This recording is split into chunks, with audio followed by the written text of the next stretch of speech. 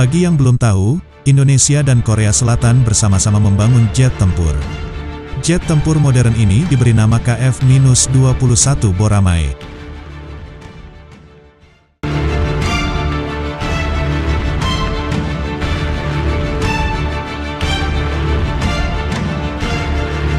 Pada tanggal 19 Juli lalu, KF-21 Boramae berhasil lakukan penerbangan pertamanya. Dilaporkan Yonhap, prototipe pertama Boramae lepas landas pukul 15.40 waktu setempat. Dia terbang dari Pangkalan Angkatan Udara Korea Selatan, ROK, di kota Sacheon, Provinsi Gyeongsang Selatan.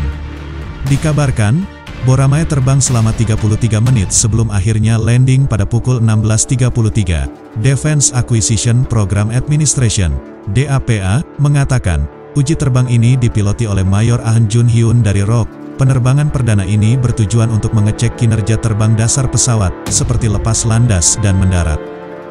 Sekaligus mengecek ketahanan struktur pesawat sebelum menjalani ribuan uji terbang selanjutnya, terang DAPA.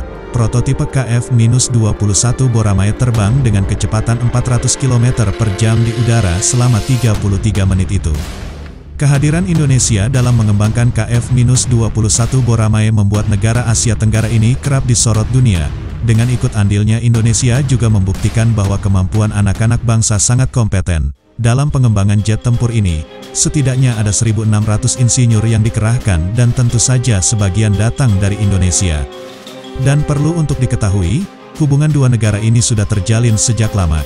Nyatanya, Indonesia telah banyak membeli alutsista buatan Korea Selatan. Mengutip Defense Security Asia, Indonesia telah mengakuisisi 12 pesawat latih T-50 Korea Selatan pada tahun 2011. Indonesia juga mengakuisisi 3 kapal selam Korea Selatan. Dan terakhir adalah pengembangan jet tempur KF-21 Boramae. Program pengembangan KF-21 Boramae pertama kali diusung oleh Presiden Kim Dae-jung pada Maret tahun 2001 silam, dikutip dari Pikiran Rakyat. Saat itu, Kim mengatakan kepada wisudawan Taruna Akademi ROK bahwa negara membutuhkan jet tempur silumannya sendiri. Dan benar saja, proyek mega besar ini menuntut anggaran pertahanan terbesar sejarah Korea Selatan. Untuk itu, Korea Selatan mengajak Turki dan Indonesia bersama-sama membangun Boramae. Kedua negara setuju, namun Turki berhenti lantaran proposal mereka tidak disukai pemerintah Korsel. Korsel beranggapan bahwa Turki meminta terlalu banyak potensi dari KF-21 Boramae, dan hanya mencari keuntungan sepihak saja, tetapi lain Indonesia, tanah air setuju bekerja sama dengan mengikuti skema. Lalu pada tanggal 15 Juli tahun 2010 kedua negara menekan perjanjian pembuatan jet tempur ini.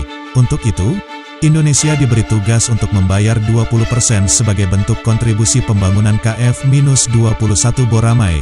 Nilai dari 20% itu mencapai 18 triliun rupiah lebih.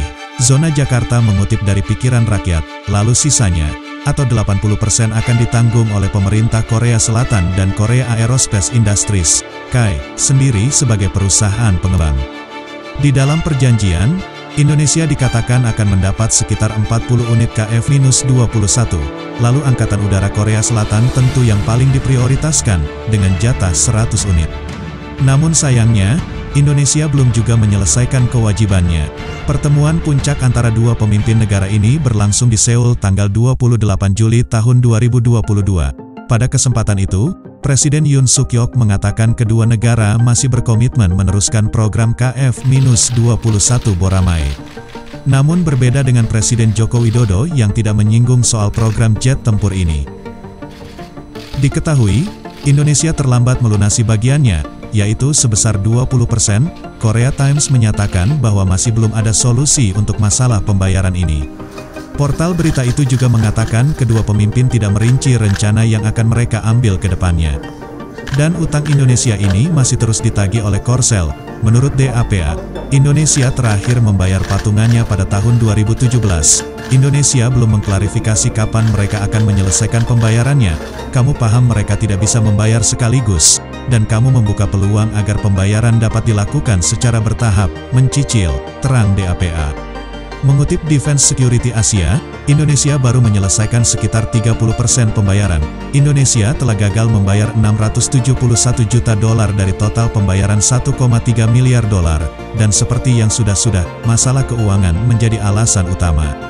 Walaupun terjadi cekcok di sini, tetapi kedua pemimpin negara tetap berkomitmen terkait pengembangan KF-21 Boramae.